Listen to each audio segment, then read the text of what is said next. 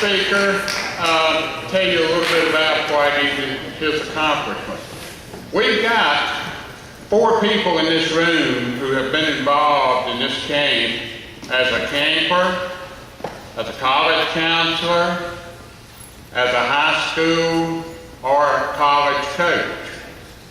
One of the goals I think Coach Helmer had when he established this camp was simply to make it a place for young coaches to come, people to be inspired, people to learn about their profession. And I think these 4 people that have been part of what we do through these different stages in their life show that Coach Helmer's goal of making the camp a growth not only for high school but also for the coaching profession. I think these 4 people definitely show this. Okay, our speaker tonight is in his 12th year coaching. Interesting sideline. His first year as a varsity coach, he was 19 years old. And this is at one of the larger high schools in the state of Virginia. Now, amongst his accomplishments, he coached the 2010 indoor state champions. He had 12 River Ridge district titles. This is a combination cross country and track. And for those of you who don't know, the River Ridge is one of the most competitive AA conferences and probably AAA in the state, particularly for distance runners. He has 9 Region 4 titles. He has coached 4 All-Americans. In the year 2010, he was the Virginia Coaches Association Boys Indoor Track Coach of the Year. He was named in 2011 the Walt Cormack Award winner. Coach Cormack was a BMI coach for a long period of time who contributed much to the sport of track and field in the state of Virginia. And this award is quite an honor. He's been 4 times Timeland's Coach of the Year. Timeland is all over the area around Roanoke, extending all the way into southwest Virginia and up the middle. It's my great pleasure to produce and introduce someone that we're very proud of at the camp. Coach Shane Guynn from Christopher High School.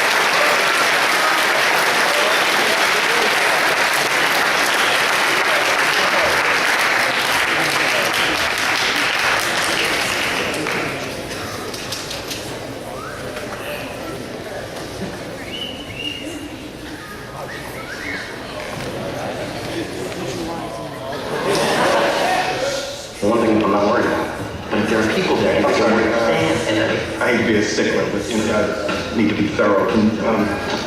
Show me what you mean by you're not worried about it. Trust me. Peace up, yeah. A-Town. That's what it's all about right there. See how it gets bigger? Start the fire. Put the heat going. Start the fire. I make it peace. Get your old going. Take it up to the there.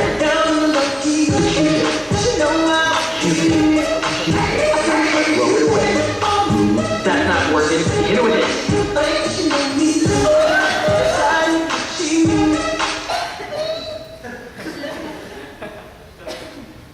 Don't ever do that again.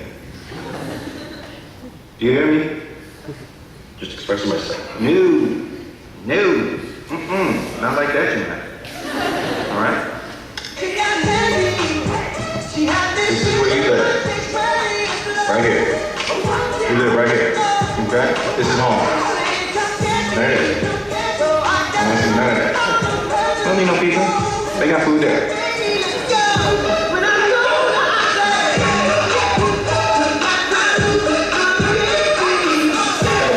Big benches from the waist, 90-degree angles.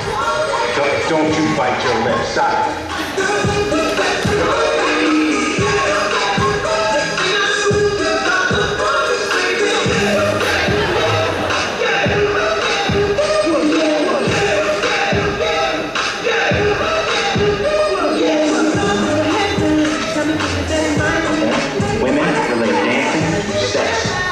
Even a great dancer can lose his way. One of these. Okay, see, now that's what I need to be learning.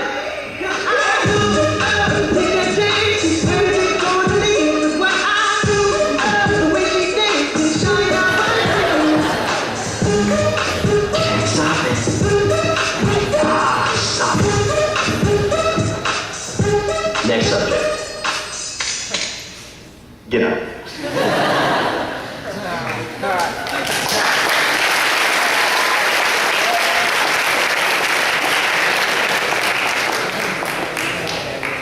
Now, the main reason I chose to show that clip was not to give you guys some dance moves for the dance on Friday night. As entertaining as they were and as hilarious as it would be to watch you do that, the main reason I wanted to show you that was because lots of times in life, we tend to make things a little too complex. We tend to work a little too hard. We tend to make things bigger than they really need to be. In that clip, you watched Will Smith watch this guy make a fool of himself, and he just sort of says, be here, do this, keep it simple, okay? You don't have to go out here and be this big showboat, just keep it simple and let them come to you, okay? Lots of times in life, I feel like as individuals and as coaches, in this room, coaches and athletes, we tend to make this sport way too complex. In all reality, all this sport is placing one foot in front of another. That's all it is. I tell the kids that every year that I recruit. Anybody can run. You just got to put one foot in front of the other. As a kid, I want you to think back to when you were younger and how simple your life was and how great it was. You smiled at everything, you laughed at everything, you played as hard as you could, and when you got the opportunity on the playground to have someone challenge you to a race, you were gung-ho for it, and you were running as hard as you possibly could. It was so simple. We didn't think about all the other stuff. We didn't think about all the big things going on in life around us. We were there, we kept it simple, we had a great time. But now that we've grown up a bit, we tend to allow the inner workings of our everyday life to tense us up, to cause us to stress out, and lots of times cause us to lose sight of the path we need to follow. Over the past season at Christiansburg High School, we had the opportunity to achieve a lot of success, but we also faced a lot of adversity in that. And I think a lot of the reason that was is by the end of the season, I started to lose track of keeping it simple. I started focusing on a lot of other things. I just wasn't going back to the basics. So what I decided to do before we started this year, in this cross-country season, was try to give myself a way to return back to the basics and for my kids to do the same thing. Sort of give us, a home base to go back to when things get a little crazy. So in trying to keep it simple, I tried to develop just 3 main guidelines for my team to revert back to. And not just for them to revert back to, but for me to revert back to when it gets crazy. The first guideline that I put down was, are you committed? We talk about being committed, and when I'm talking about that, I'm talking about being committed to your program, being committed to your philosophy, being committed to your teammates, and being committed to the plans that your coach has for you. In the heat of the moment, when everything's great, when you're running well, when you're injury-free, you scream an over-resounding yes to that answer, or that question of are you committed? You're like, yeah, man, I'm committed. I'm in this 110%. I will do whatever you tell me to do. But what happens when you don't feel good? What happens when things don't go your way? What happens when you get injured? What happens when you hit an obstacle? That's when the question really comes to the forefront. Are you committed? In essence, what I'm trying to tell you is, I'm saying that you just can't be committed from 8 to 5 like a job. You have to be committed 24/7. Through thick and thin, through the muck, through the obstacles, and not just when you want to be committed. If you're going to be committed to your program and the philosophies of the program, you have to be committed all the time. Commitment is clearly defined as a pledge or promise that engages and obligates oneself. Are you pledging and obligating yourself to your teammates in this room, to your coaching staff, to your school, and to your program? That's something that you've got to ask yourself. Nobody else can answer that for you. The next clip that's going to play is a race in the Big Ten Championships. And the girl that comes into the race definitely has a very clear vision for, I think, what she wants to achieve. You can tell by what she does, she's very committed to her program, to her training, and she's committed despite facing a very extreme obstacle. And as we watch the clip, I want you to see how the race plays out, what she does, and how she deals with what she's faced with.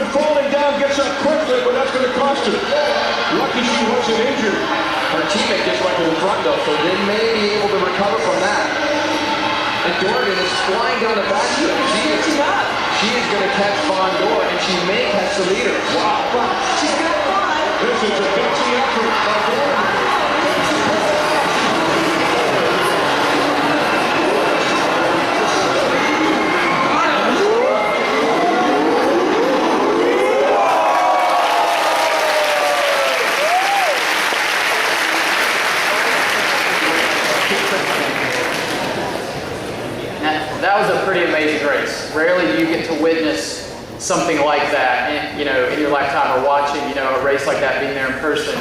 And as you think about it, she really had every opportunity to back out of that, to give up, to jog it in. But if you look at it, she was committed to what she wanted to achieve. She knew that she wanted to go into that race to win, regardless of whatever obstacle happened to her. Can you all say that in that same situation you would do the same thing? Ultimately, if you were committed at all times, there is no guessing. If you are committed at all times, there is no guesswork. That goes back to keeping it simple. Stay committed. The next principle that I want to bring to the table is stop being comfortable. Get out of your box, make your box bigger, stop living in the comfort zone. You've all heard it before. I think we can all agree that this sport was not intended to be comfortable.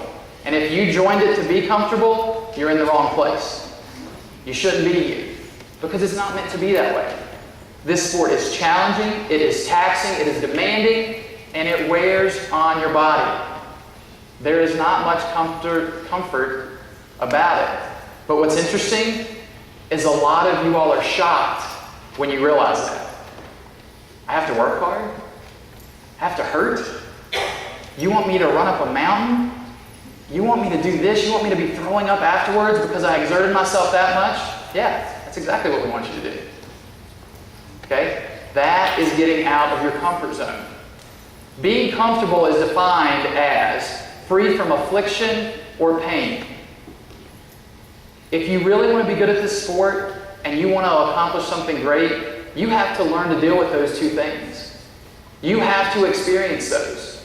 You have to go through pain in this sport. That is just part of it. That is the nature of the beast. In 1995, I was fortunate enough in my first year of cross country at Christiansburg High School to win a state title with a great group of guys. I was a sophomore. I really didn't know much about the sport. I was just out there following their example, doing what they told me to do. And by the time we got the championship season, I had earned a spot on the varsity squad. I was just really along for the ride. I wasn't a scoring 5. I wasn't really going to be that year. I was a good 6 or 7 guy, and that was about it.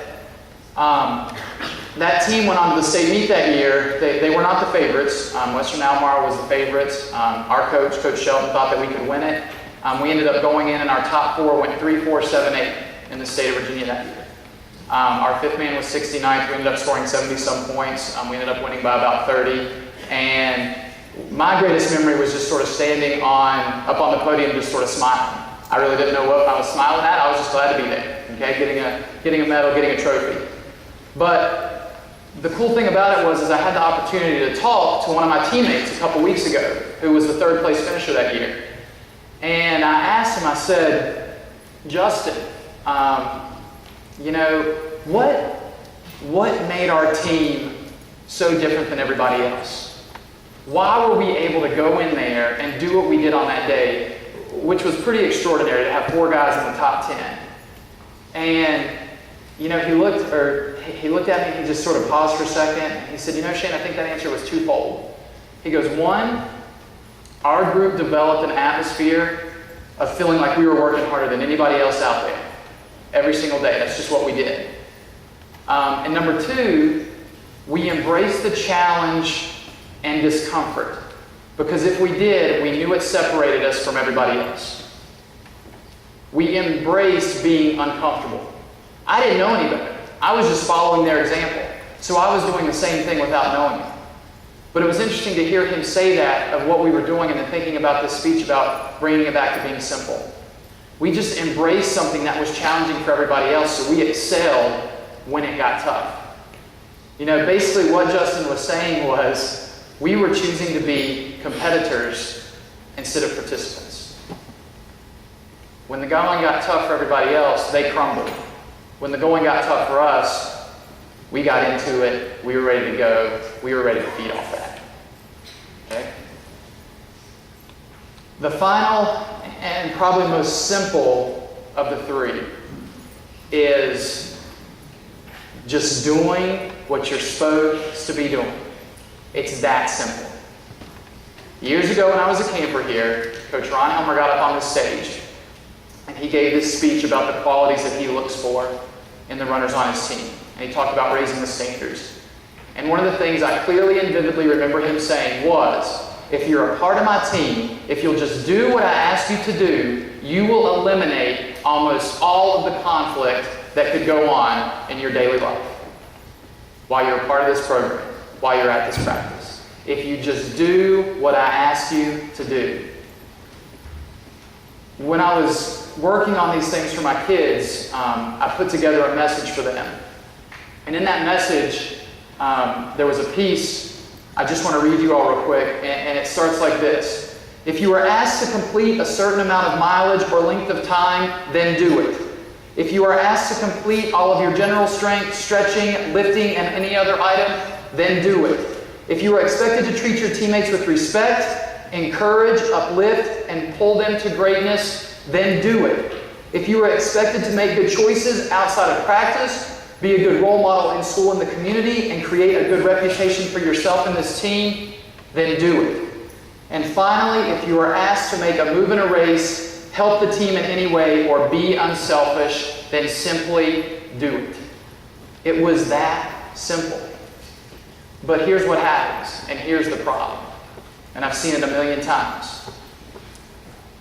You hear that, but then you go to practice, you create a shortcut, you cut a corner, you don't complete your work, and lo and behold, you get in trouble, you don't achieve what you wanted to, and you come up a little short. And then when that happens, you have this other little thing that goes on. You get really upset, and you get angry, and you get pissed off, and you're looking to blame somebody, and the one person you need to blame is yourself. There's no one else to blame. Once again, it's that simple. You didn't do what you were supposed to do, so you are reaping the consequences of your choices. So stop looking around and getting all worked up and saying, oh my gosh, did you see Coach call me out today? Can you believe so-and-so said that to me? Yeah, I can, because you weren't doing what you were supposed to do.